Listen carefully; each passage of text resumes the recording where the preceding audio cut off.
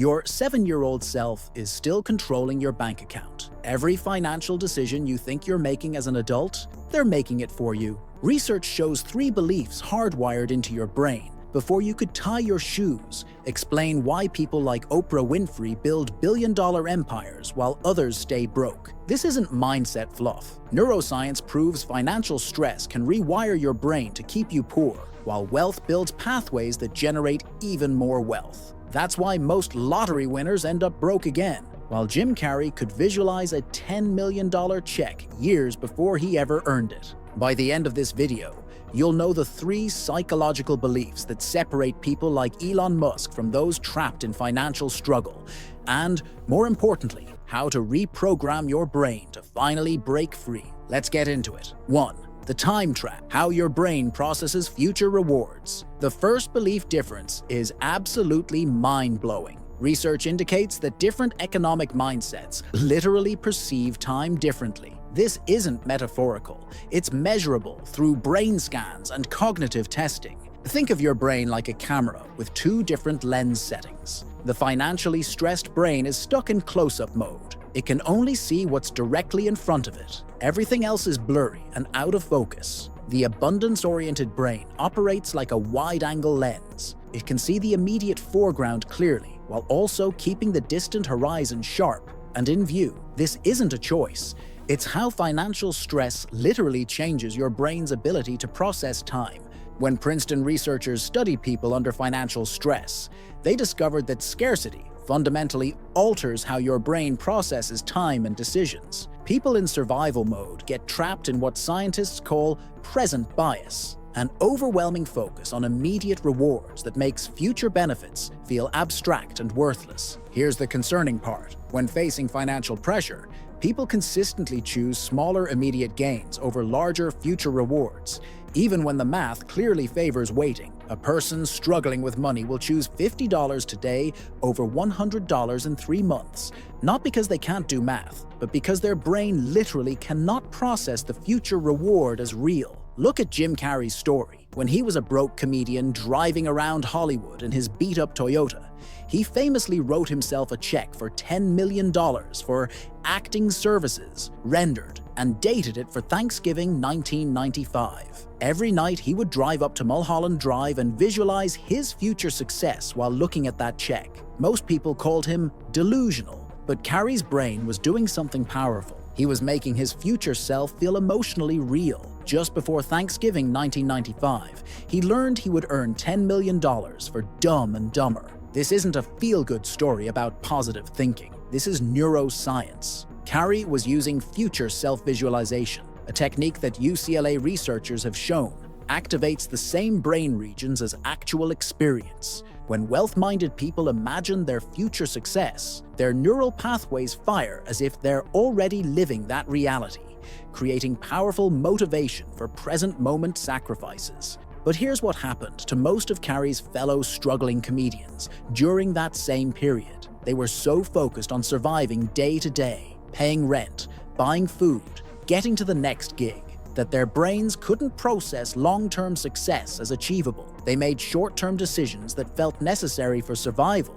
but kept them trapped in the struggle cycle. Studies on farmers in Uganda showed that simply thinking about poverty-related problems increased their preference for immediate entertainment and delayed productive work. The stress of scarcity makes your brain prioritize short-term relief over long-term benefit. Think about how this plays out in real life. If you're living paycheck to paycheck, your brain is constantly in crisis mode. Every decision becomes about immediate survival rather than long-term strategy. You can't think about investing when you're worried about rent. You can't plan for retirement when you're stressed about groceries.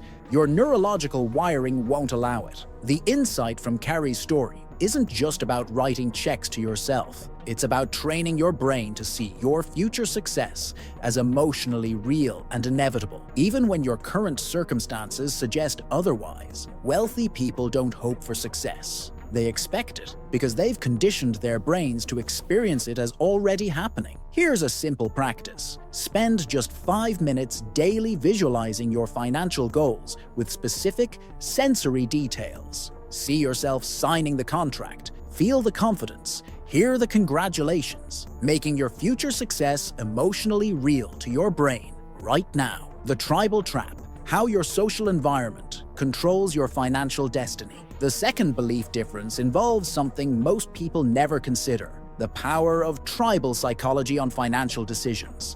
Humans evolved as tribal creatures, and this ancient psychology still governs modern financial behavior in ways that would shock most people. Financially limited mindsets fall victim to what behavioral economists call herding behavior, following the financial decisions of their peer group without independent analysis. This creates devastating feedback loops, where entire communities make similar limiting choices, from avoiding investment opportunities to following crowd mentality during market downturns. Let me tell you about an unexpected story that illustrates this perfectly. In 1999, during the dot-com era, there was a janitor named Ronald Reed who worked at a gas station in Vermont. His co-workers would joke about his frugal habits. He drove the same old car for decades, wore the same jacket until it had holes, and brought the same plain lunch to work every day. When he died in 2014, everyone expected him to leave maybe $50,000 to his family. Ronald Reed left $8 million. While his co-workers were buying new trucks and eating out for lunch, Reed was quietly investing in dividend-paying stocks. While they complained about rich people being greedy, he was studying annual reports. While they said things like, "The stock market is just gambling," he was building a fortune one small investment at a time. The remarkable part? Reed's co-workers had access to the exact same information and opportunities he did. The difference wasn't intelligence, education, or even income. It was tribal psychology. Reed chose to ignore his immediate social environment and model the behaviors of successful investors instead of financially struggling co-workers. Research by economist Sendil Mullainathan reveals that individuals in financial stress often believe external factors control their economic outcomes, while those building wealth focus on factors within their control. These beliefs aren't just perspectives. They're neurologically self-reinforcing patterns that either encourage or prevent wealth-building behaviors. Think about your friend group right now. When you talk about money, what's the general attitude? Do people celebrate financial success, or do they make jokes about selling out or getting too big for their britches? Do they encourage calculated risks and investment, or do they warn you to be careful and play it safe? Your brain is constantly absorbing these social cues and adjusting your behavior to fit in with your tribe. If your tribe views wealthy people negatively, your subconscious mind will sabotage your efforts to build wealth, because being wealthy would mean being rejected by your tribe. And since humans are evolutionarily wired for survival, and survival historically meant staying with the tribe, your brain will choose familiar struggle over social rejection every single time. Oprah Winfrey understood this early in her career. She grew up in poverty in Mississippi, surrounded by people who had accepted limited dreams. But instead of adopting their constraining beliefs, she actively sought out mentors who had achieved what she wanted. She studied Barbara Walters, she learned from successful media executives, and she surrounded herself with people who believed massive success was possible. When Oprah's friends and family questioned her ambitions or warned her not to get too big for her britches, she made a conscious choice to expand her reference group instead of shrinking her dreams. She understood that the average mindset of the 5 people you spend the most time with becomes your ceiling for what feels possible. Wealth-oriented individuals deliberately choose reference groups that inspire upward mobility rather than comfortable conformity. Rather than seeking validation from peers at their current level, abundant thinkers strategically expose themselves to the achievements of more successful people. This creates motivational tension that drives resource allocation toward wealth-building activities. The lesson from both Reed and Oprah is that your social environment will either expand or contract your sense of what's possible. You have to consciously choose whether you want to fit in with your current circumstances or model the people who have what you want, while acknowledging that not everyone has equal access to different social circles. Start this week by identifying one person in your field who's achieved what you want and study their path. Read their interviews,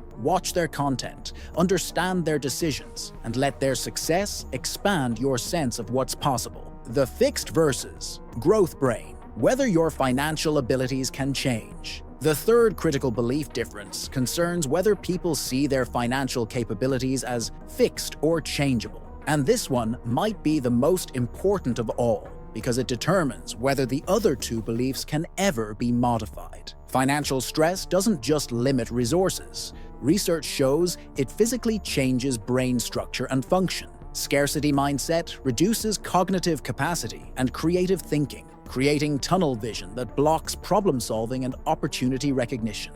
Neuroscience studies indicate that chronically stressful environments can affect areas of the brain responsible for executive function, memory, and decision-making. When money is scarce, it becomes psychologically omnipresent. Research by Harvard's Anandi Mani reveals that for people in financial stress, money-related thoughts consume mental bandwidth even during unrelated tasks. Their brains tune into financial concerns so intensely that they remember money-related words that weren't even presented in memory tests. This constant mental preoccupation with scarcity creates chronic stress that further impairs cognitive performance. People with financially limited mindsets believe their economic situation is largely out of their control. They think things like, "I'm just not good with money," or "Rich people have advantages I'll never have," or "The system is rigged against people like me."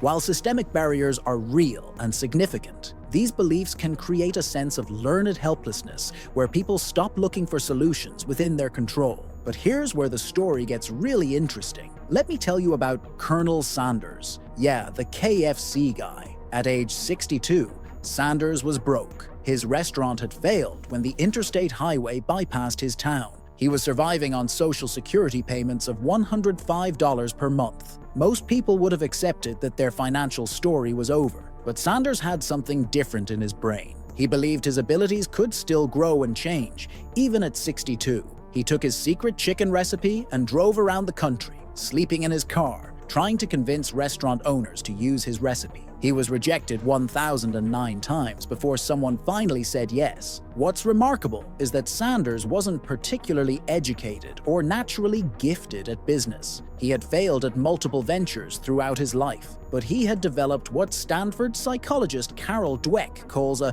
growth mindset about his financial abilities. He believed that rejection was information, not a verdict. He believed that failure was education, not definition. He believed that age was just a number, not a limitation. Meanwhile, millions of people younger, smarter, and better educated than Sanders remained stuck in financial mediocrity because they believed their abilities were fixed. They thought thoughts like, "I'm too old to start over," or "I don't have what it takes," or "People like me don't get lucky breaks." Here's the breakthrough. Dr. Barbara Fredrickson found that an abundance mindset expands cognitive capacity for opportunity recognition. When people shift from scarcity to abundance thinking, their brains literally generate more creative solutions and notice more possibilities in their environment. The wealthy understand that their brains can be consciously reprogrammed. They use what psychologists call mental contrasting, pairing desired outcomes with honest assessment of obstacles, which engages both the brain's reward system and prefrontal cortex. This creates realistic optimism rather than fantasy-based thinking. Most importantly, neuroplasticity research proves that even money beliefs formed by age 7 can be rewired. The brain remains changeable throughout life, meaning financial psychology isn't permanent destiny. Sanders proved this at 62. Wealth-minded individuals actively work to identify and replace limiting beliefs, understanding that mindset changes create behavioral changes that produce different results. Your brain doesn't distinguish between a vividly imagined experience and a real one. If you can clearly visualize yourself successfully managing money, making sound investments, or running a profitable business, your brain starts building the neural pathways necessary to make those things happen in real life. The lesson from Sanders is that your current age, education, or track record doesn't determine your financial future. Your beliefs about whether you can grow and change, combined with realistic action steps, determine everything. The next time you face a financial setback or challenge, try this simple shift. Instead of asking, "Why does this always happen to me?" ask, "What can this teach me?" This single question, change, rewires your brain from victim mode to growth mode. The wealth spiral effect. Now here's the part that's going to change everything for you. All three of these beliefs are interconnected, and they create what researchers call a psychological wealth spiral, either upward or downward.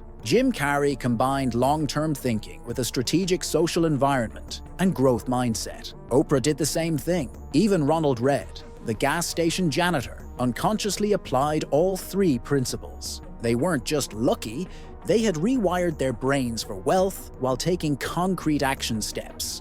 If you have a scarcity mindset, about time, you'll make short-term decisions that reinforce financial struggle. If you're surrounded by people who think wealth is impossible or immoral, you'll sabotage opportunities to fit in with your tribe. And if you believe your financial abilities are fixed, you'll never do the work necessary to change the other two beliefs. But the reverse is also true. If you can shift just one of these beliefs, it starts to positively impact the others. When you start thinking long-term, you naturally seek out information and people who support those long-term goals. When you change your reference group to include more successful people, you start seeing evidence that financial growth is possible. And when you believe your abilities can improve, you become willing to delay gratification and change your social environment. The research shows that financial success isn't just about circumstances, it's significantly influenced by neural programming. Your brain literally shapes your financial reality through these three belief systems. Change the beliefs, and you change the brain. Change the brain, and you change your financial trajectory. But here's the thing, nobody tells you about this process. Your old programming is going to fight back hard. When you start thinking differently about money, your brain is going to trigger all kinds of resistance. It's going to feel uncomfortable, scary, even wrong. That's not a sign you should stop. That's a sign the rewiring is working. The difference between rich and poor isn't just about money. It's about three specific beliefs that either expand or contract your ability to build wealth. Your relationship with time determines whether you can delay gratification for bigger rewards, like Jim Carrey did. Your social environment determines whether wealth-building behaviors feel possible and acceptable, like Oprah chose. And your beliefs about personal growth determine whether you'll do the work necessary to change your financial reality, like Colonel Sanders proved at 62. These beliefs were installed when you were a child, but they're not permanent. Neuroscience shows your brain can be rewired at any age through conscious, consistent practice. The wealthy understand this and actively work to optimize their psychological programming. Those who remain financially stuck often accept their programming as unchangeable reality. The choice is yours. You can remain influenced by unconscious psychological patterns formed decades ago, or you can consciously reprogram your mind for wealth, while taking practical action steps and acknowledging that individual effort works best when combined with opportunity and resources. Your 7-year-old self has been influencing your financial life for long enough. It's time for your adult self to take control and create the wealthy future you actually want. Subscribe if you want to see me break down exactly how to rewire each of these beliefs step by step, including the specific daily practices successful people use to reprogram their financial psychology and the practical strategies that turn mindset shifts into real money.